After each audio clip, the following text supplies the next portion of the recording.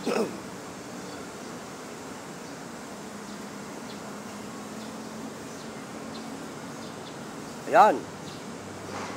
Good afternoon mga idol.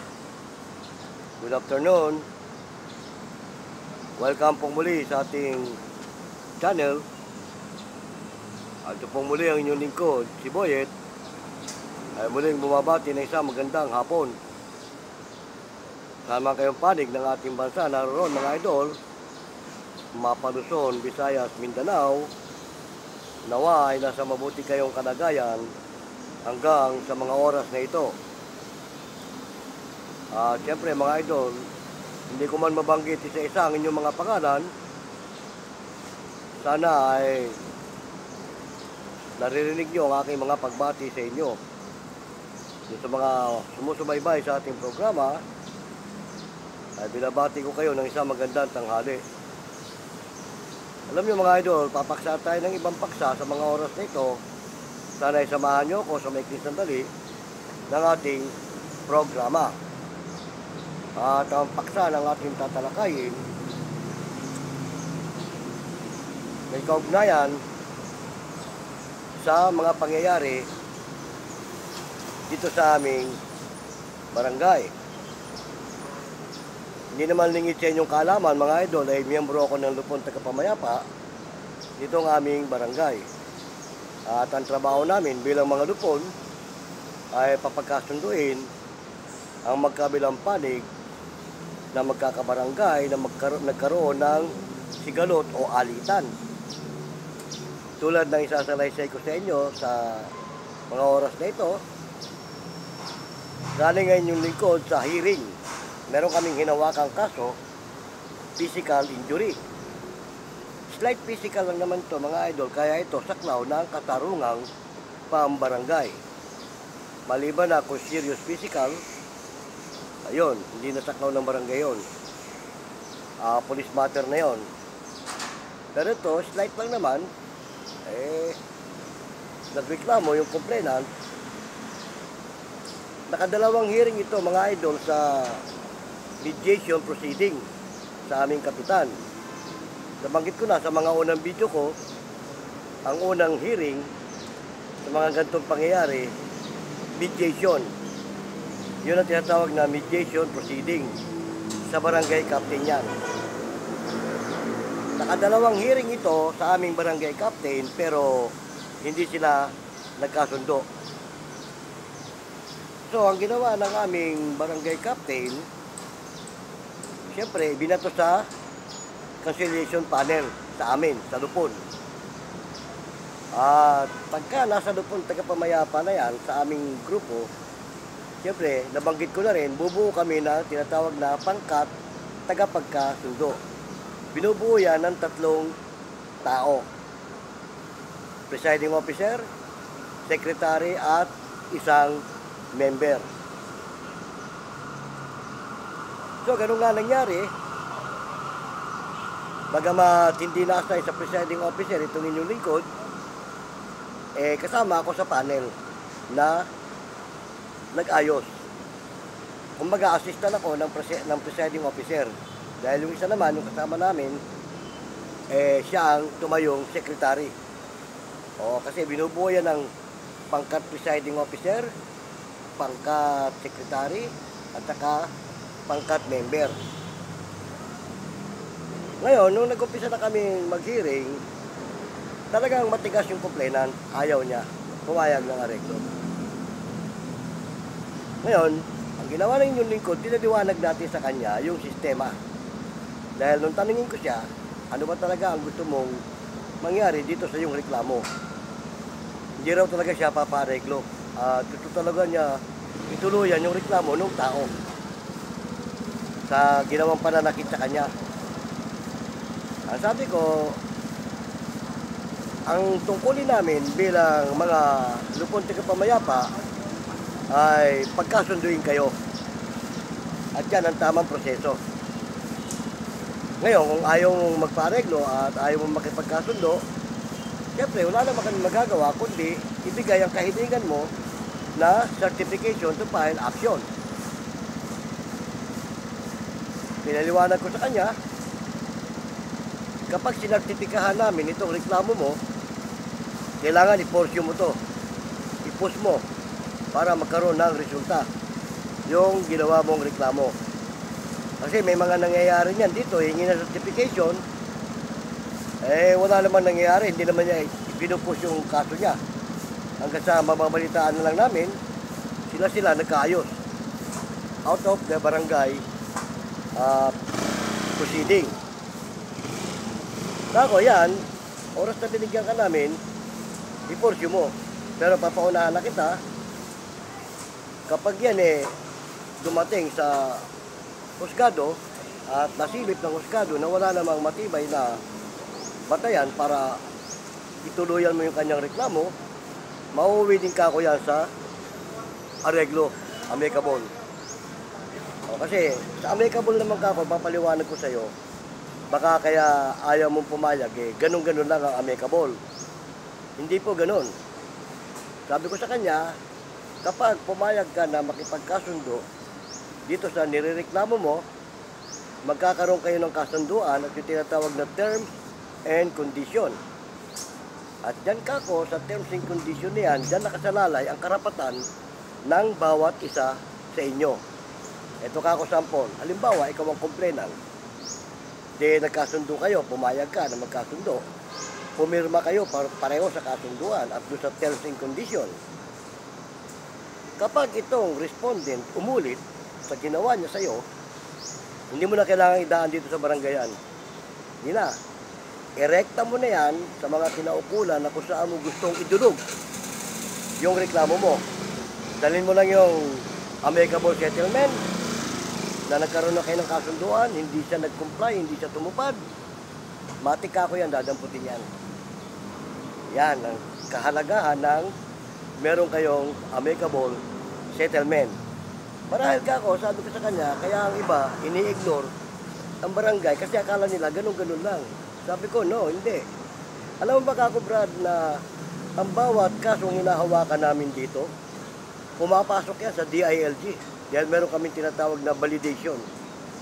O pag nagkaroon ng validation, tinitignan ng taga DILG kung ilan ang pumasok na kaso, ilan ang naareglo, at ilan ang na-certification to file action. At bine-verify din ka ako ng DILG, kagaya, hihingi ka ng certification to file action. Aalamin sa amin kung ipinasok mo talaga yan o isinampa mo. Magkakaroon ka rin sa amin ng feedback na kung ano nangyari sa isinampa mong reklamo. Dahil inaalam yan ng DILG. Kapag hindi mo ka ako naipasok yan, pinabayaan mo ng ganyan yan, next na magkaroon kayo ng problema ulit dito, medyo bumalouts ka na. Kasi kumbaga, niloloko mo na ang batas eh. Binigyan ka ng certification, hindi mo inintindi. Inulit siya yung ginawa. Oh. Hindi ka kaya na magkaroon ka ng amicable, ulitin man niya yung ginawa niya sa'yo, malaki na ang tsansa mo. Oh, na may pakulong mo siya. Ganun ka ako ang kahalagahan ng tinatawag na amicable settlement. Hindi ko mo nagkaroon kayo ng amicable, ganun-ganun lang, hindi. Kaya nga siguro ayaw ng iba na makipag-ano sa barangay, dahil akala nila, ganun lang. No, ang barangay, justice system, kinakatigan ng ating batas. Kung ano mapag-anuhan dito, kinakatigan yan ng ating husgado. Kaya kako bro, ang tungkulin namin pagkasunduin kayo. Ngayon, uulitin ko ang tanong, hindi mo ba siya kayang patawarin? Di nag-isip ng malalim. Sabi ko doon sa respondent, ikaw naman kako, bigyan natin ng pansin tong respondent. Ikaw bro, nakahanda ka bang humingi ng dispensa o ng tawad sa kanya at aminin mo yung mga pagkakamali mo na hindi ka na uulit? Yung naman respondent, sincere naman. Oh, sincero siya sa paghingi ng tawad. Sabi nga sa kanya kung walang kinakailangan, sabi niya, Brad, na kapag nandiyan ka, lalo sa inuman, ako na lang ang aalis para walang mangyari. Kasi iiwas na lang ako kung talagang diskumpiyado ka na mauulit yung mangyayari. Kasi nangyari yung kaguluhan nila sa inuman eh. Oo. Siyempre, ang tao, pagka mga nakainom na, ay iba na ang minsan nagiging tendency. Nagkaroon yata ng konting konfrontasyon na humanto sa pananakit. Sinapok siya agad eh, itong respondent eh. Parang ganon. Ngayon, nakita ko ng sincero yung respondent. Sabi ko sa kanya, hindi mo siya kayang patawarin. Total, magkakaroon naman kayo kako dito ng kasunduan. At mangangako siya na hindi na niya uulitin yung ginawa niya sa'yo.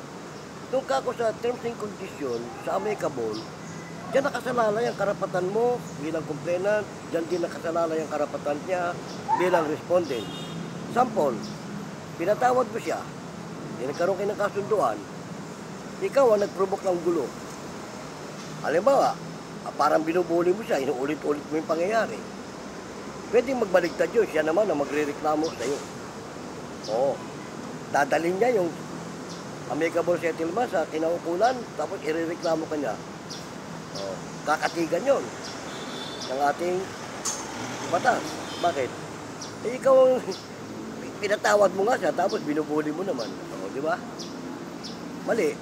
Once na nagpatawaran kayo, ibaon nyo sa limot yung mga nakaraan. O, di ba? So, sa madaling sabi, mga idol, nakuha natin sa hilot yung magkabilang panig. Kasi ito pa ako, sasampang mo yung reklamo mo sa taas. Gaya niya, may trabaho ka.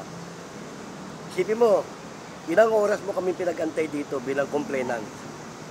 Sa husgado, hindi pwede yun. Pag nireset ang hearing nyo, kailangan updated ka. At kailangan mauna ka pa sa husgado. Dito sa barangay, nagagawa yan. Mag-aantay kami. Almost 1 hour mo kami pinag-antay.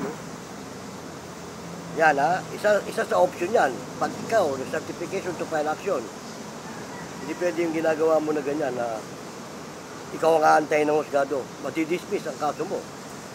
Malalak of interest ka. Bakit? Hindi ka sumisipot eh. O sumipot ka man, late na, tapos na ang hearing. Mabuti pa nga yung respondent, updated eh. Hindi din siya kumikibo.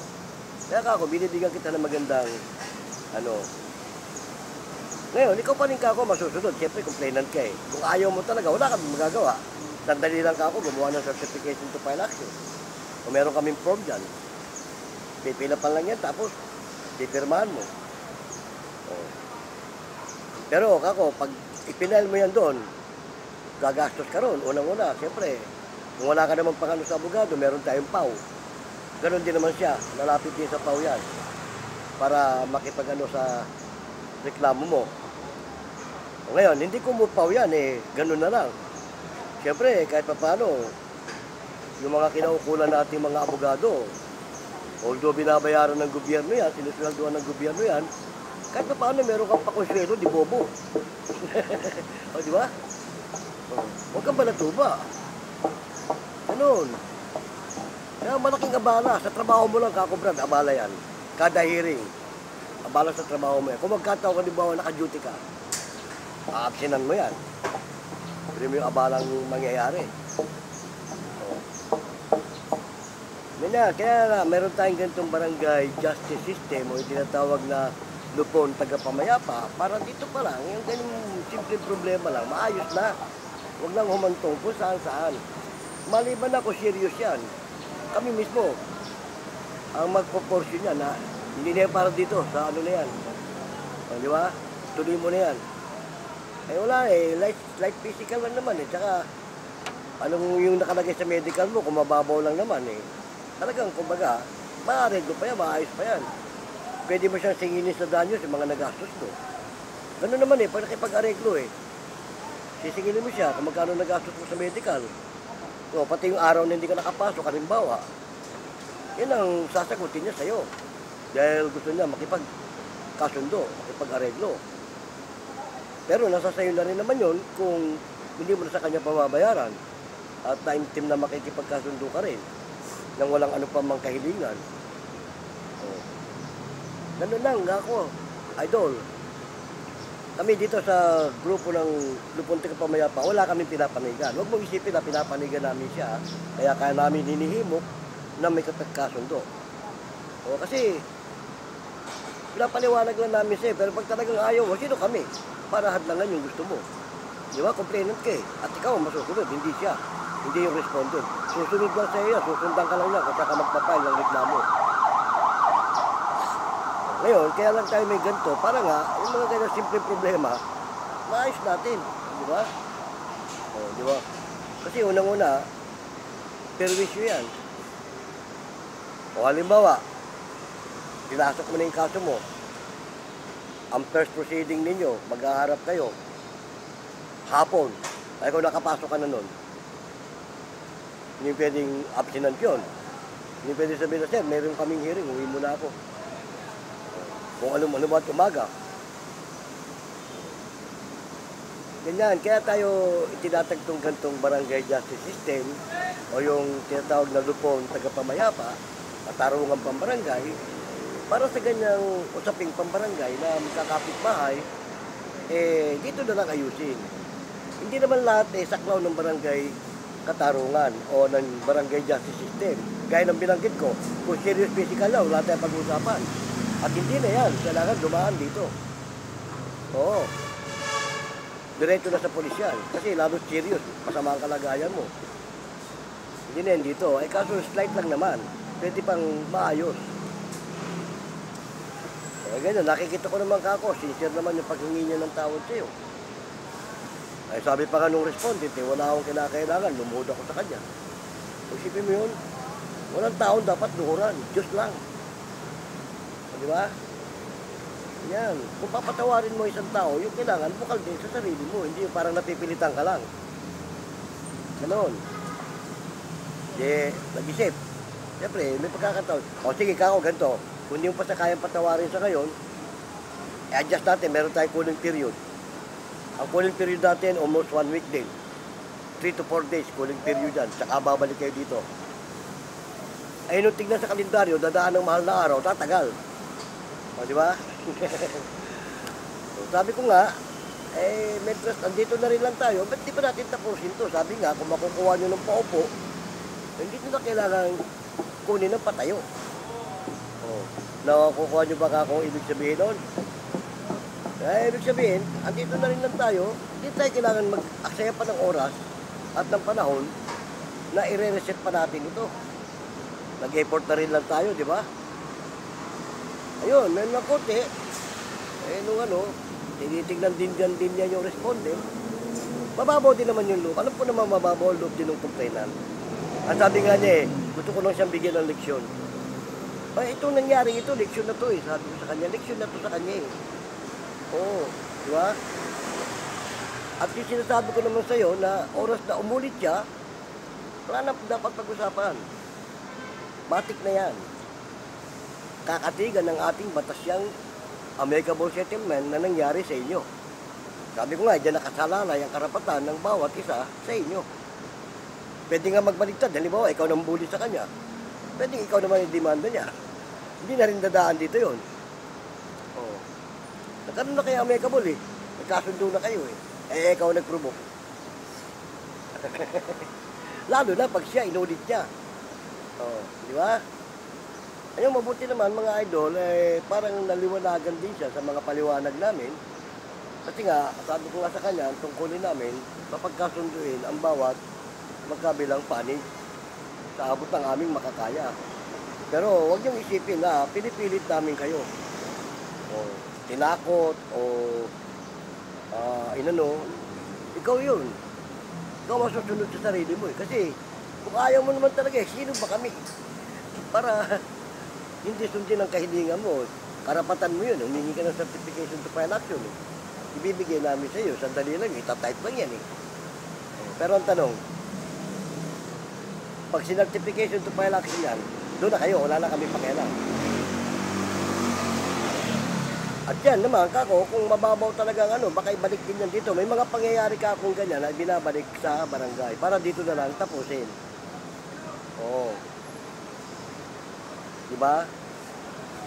Yun, nung napag-isip-isip siguro niya, pumayag, sabi niya, sige sir, hindi ko nasisingilin sa kanya ang anumang danyo o anong gastos ko. Papatawarin ko na lang sa kanya, papatawarin ko na siya. Tatanggapin ko na yung kasunduan. Sabi ko, yan sana kako ang mangyari sa atin. Bukal sa loob mo ba? Baka naman napipilitan ka lang dahil sa mga namin sa'yo. Sabi niya, hindi sir, nakikita ko naman sa kanya na talagang sincero siya sa paghingi ng tawad eh. Ganun lang. Kasi lahat naman kako tayo, walang perfecto, nagkakasala, nagkakamali. At tandaan mo, kasi sabi niya, dapat sabi niya, kung alam mo palang ganun mangyayari, noon pa pinag-isipan mo na yan bago mo ginawa. At sabi ko naman, brad, tandaan mo, walang pagsisising nasa una. Palagi nasa uli. Yan, nagawa na niya. Ikaw may sabi nun, na dapat pinag-isipan niya muna. Ay nagawa na niya, o eto ngayon, anong kapalit? Di ba nagsisisi? Eh nga sabi ko, walang pagsisising nasa una. Laging nasa uli. Dahil minsan, yung biglang bugso ng ego ng tao, yun, kakagawa na hindi maganda. Lalo't ganyan, nakainom. O, di ba? Eh, bunga ng kalasingan, siguro, nangyari yun. Pero ngayon, nagkaharap-harap na kayo dito, nagkaroon na ng problema, kung sinasabi mong bibigyan mo lang siya ng leksyon, eh, ito na yun. Bakit? Kung sakaling patawarin mo siya, hindi ba leksyon yun? At lalong, pinatawag mo sa tagkaroon kayo ng kasunduan, lalong hindi nahulit yan. Bakit? Meron kayong pinirmahan eh. Di ba sabi ko nga sa iyo, dyan nakasalalay ang karapatan nyo. Karapatan niya at karapatan mo. Ayun mga idol, nahimok namin sila, nagkasundo. Tapos noon, nung gawin na yung amicable, picture-picture kami. Sabi ko, picture tayo kasi ipapasok sa DILG yan. Lahat ka ako nang nagiging ano namin dito, akala nyo hanggang dito lang sa barangay? Hindi. Kaya huwag nyo kakong i-ignore ang ating barangay. Ang ating barangay justice system, huwag nyo i-ignore. Kasi karugtong to ng ating husgado, ng ating mataas na hukuman. Oo. Dahil kung anong gagawin namin dito at ipinasa namin sa taas, kakatigan yun eh. Kagaya ng certification to election, pag isinampa mo yan, kakatigan yan. Yan ding amicable. Nagkaroon kayo ng kasunduan, amicable. Pinangawakan nyo yan. Dumabag ang isa sa inyo. Mananagot kung sino lalabag. O, di ba? Ayun, buti naman kamo, naayos din namin. Nagkasundo sila, picture-picture kami. Nung bandang uli, maganda ending namin. Magkakatropa din, kasi sa magkakatropa minsan, hindi nawawala yan eh. Oo. Hindi na namin inungkat kung ano mga pangyayari kasi hahaba pa. Hindi na namin, kasi kung uungkatin mo dito yung mga pangyayari, baka hindi mauwi sa amicable eh. Mag-iinit magkamila eh.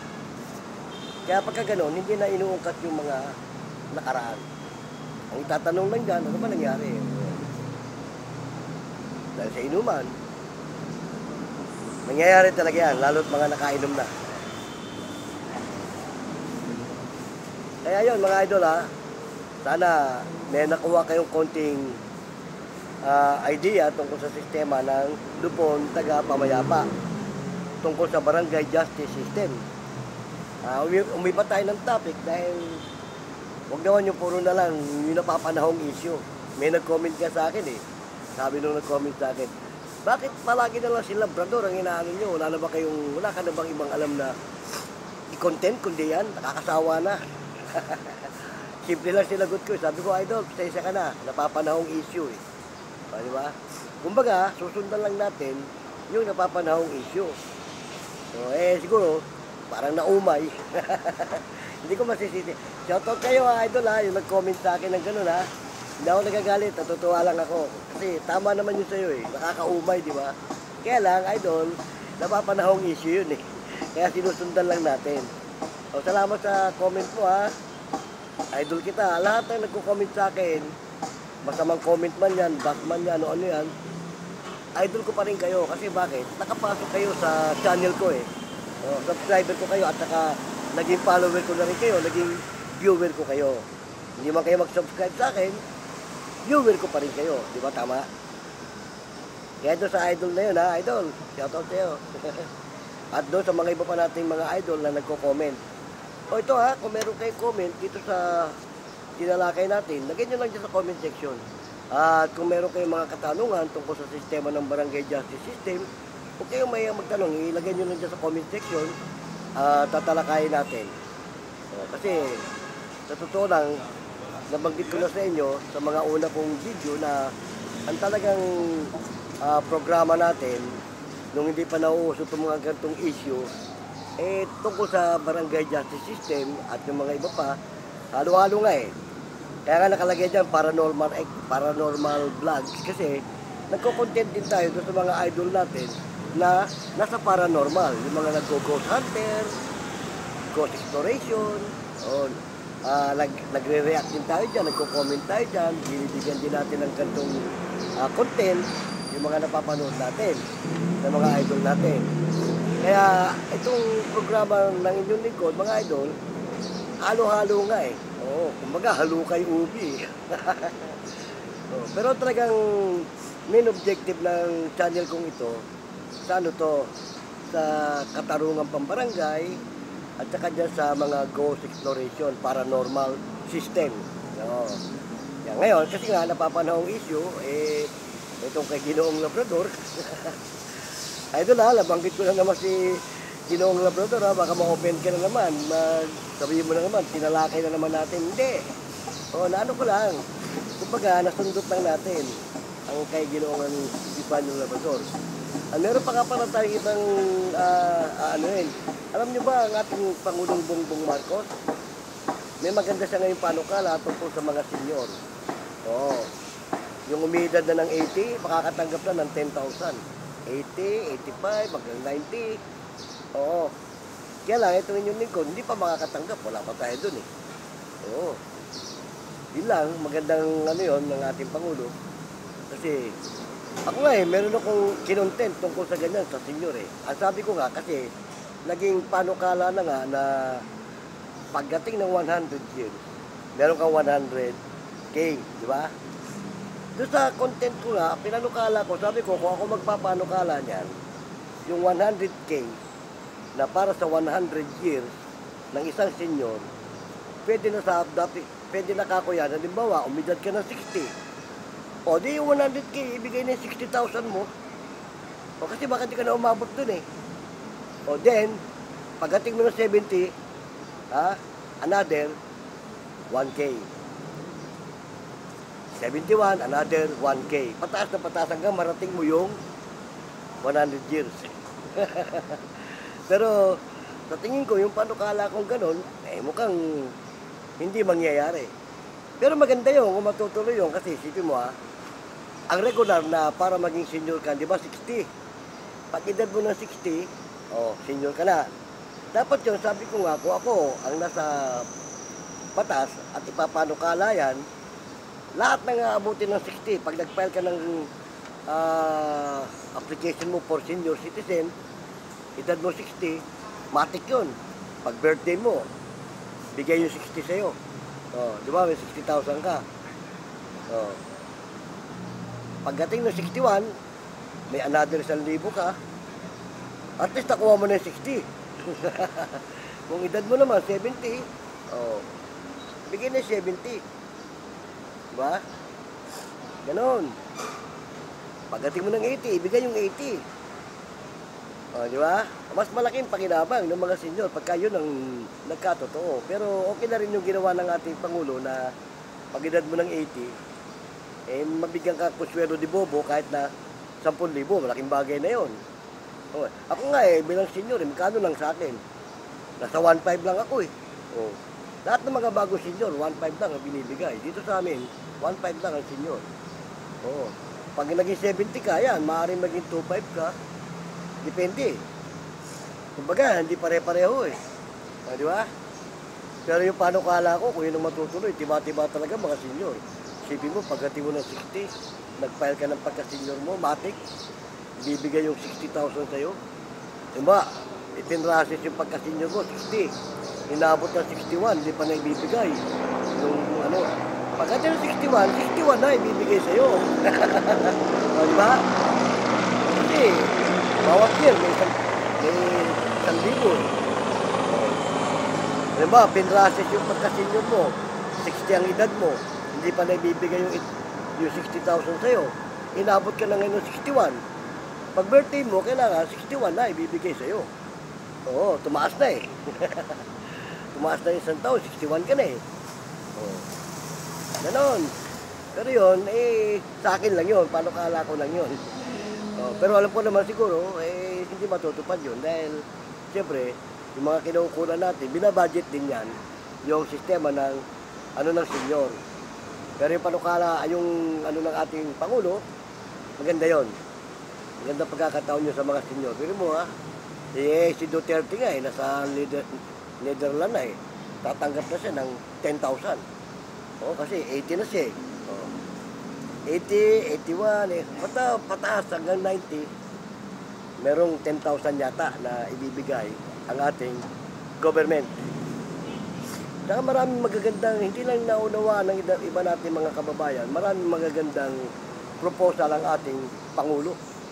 Sa ikauunlad niya, sa ikagaganda ng ating bayan. Kaya lang sa nangyayari nga ngayon na parang watak-watak, bahagi. Yun nakakapagpa-antala. Kaya nga, sana itong darating na eleksyon, mailuklok na sa panunungkulan yung mga tamang tao na totoong manunungkulan bilang may tungkulin sa ating pamahalaan sa larangan ng serbisyo publiko. Di ba? Napakaganda kasi pag ang nanunungkulan sa atin talagang makabayan. Kasi yung sarili lang iniintindi.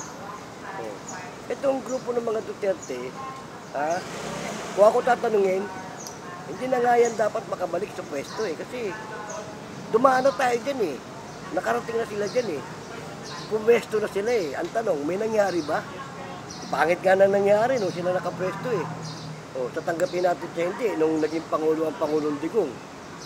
Walang magandang naging di ba? Ba't pa natin nahahangarin, bumalik? Sabi nga ng isang vlogger na napakinggan natin bakit gusto natin bumalik doon sa bulok na sistema? Di ba? Kailangan, dito tayo sa pagbabago.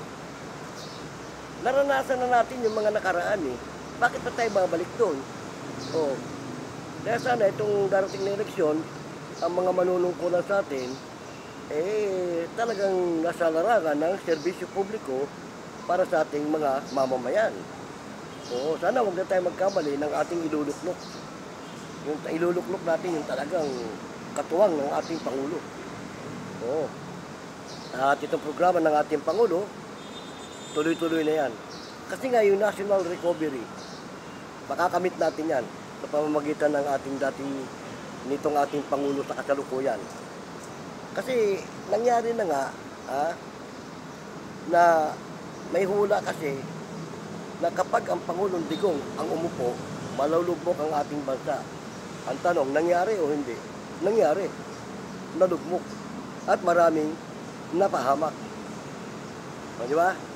Pero yung kasunod na hula, pagkatapos nito, may uupong panibagong Pangulo na siya naman ang mag-aahon nitong ating bansa.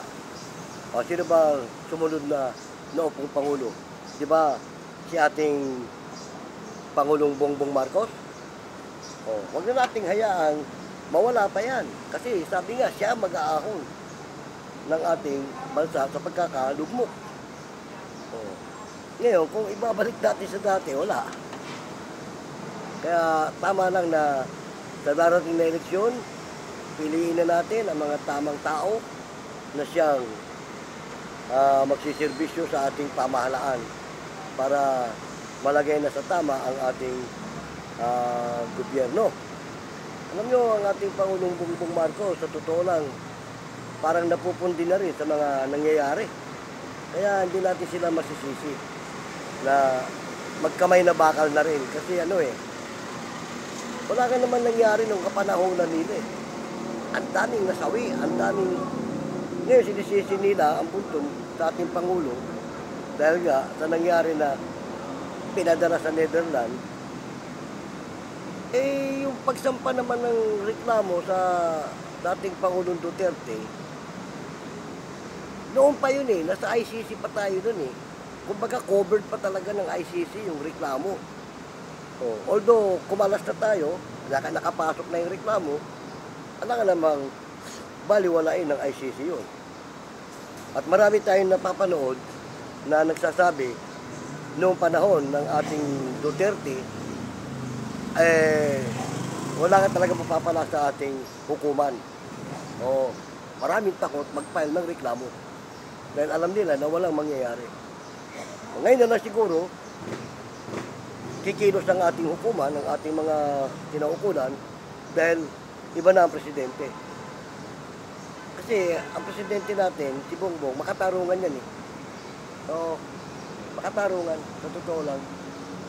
Wala tayong hahanapin pa na binaano eh, puro paratang lang eh, keso bangag, adik, o kung ano-ano mga paratang na sinasabi, wala naman silang mapatunayan.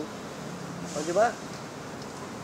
At unang-una, ang ating Pangulong Bongbong Marcos, sa totoo lang, siya talaga mag-aahon ng ating bansa. Bakit? Dahil yung national recovery na iniwan ng kanyang ama, pag yun pinatupad niya at itinuloy niya, kikilalanin tayo ng ibang karatig bansa. Kaya nga marami ring naiinggit na bansa sa atin. Dahil unang-una, kasi nga, itong bansa natin sa totoo lang, maharlika to eh. Oo. Bayang sinilangan talaga to eh. Perlas ng silangan. O, di ba? Kaya, mapalad tayo dahil nga, ang ating pamahalaan, ang ating Pangulo, nasa tamang proseso. O maging yung ating tagapagsalita ng Malacanang, bumibira na. Di ba? Nasa tama lang naman.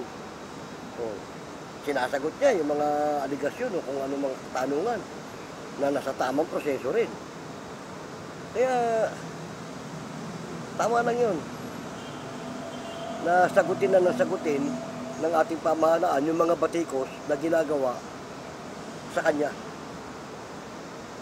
Kasi wala naman siyang, kita mo, noong mga panahon na binabanatan siya, no comment lang siya, tahimik lang siya.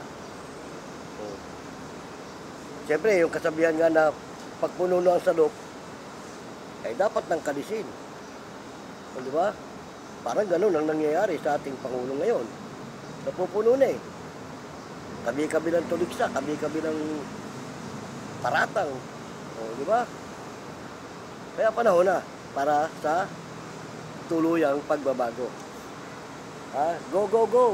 Mr. President, kamagalala, nasa likod mo kami lahat. Pagpatuloy mo lang ang maganda mong layunit, mabuti para sa ating bansa. Kaya nagpapasalamat din kami at ikaw na ang nakaupo sa ngayon. Tuloy mo lang yan. At sana, itong darating na eleksyon, may makatuwang ka na katulad mo na may malasakit sa ating bayan, sa ating mga mamamayan. Okay na mga idol, salamat ng marami at sa maikli sandali ng ating kwentuhan, sinamahan nyo ako. Iba ang topic natin. Kaya lang, itong bandang ulit, medyo sumundot lang tayo doon sa mga napapanahong issue. Hindi talaga may iwasan na hindi tayo susundot nun eh. Sana may nakuha kayong konting kaalaman sa larangan ng katarungan pambarangay o tinatawag na barangay justice system. Kaya kung meron kayong mga katanungan tungkol sa sistema ng tinalakay natin, sa sistema ng barangay justice system, lagay nyo lang dyan sa comment section para matalakay natin. At kung meron kayong mga gustong malaman sa sistema pa ng barangay, ano nyo lang dyan. Tandaan nyo mga idol, huwag nyo i-ignore ang ating barangay. Oo, wag. Kinakatigan yan ng ating pamahalaan, ang ating batas. Okay na ha? Ito pong muli, yung lingkod, si Boyet. Tayo muling bumabati ng isang magandang hapon.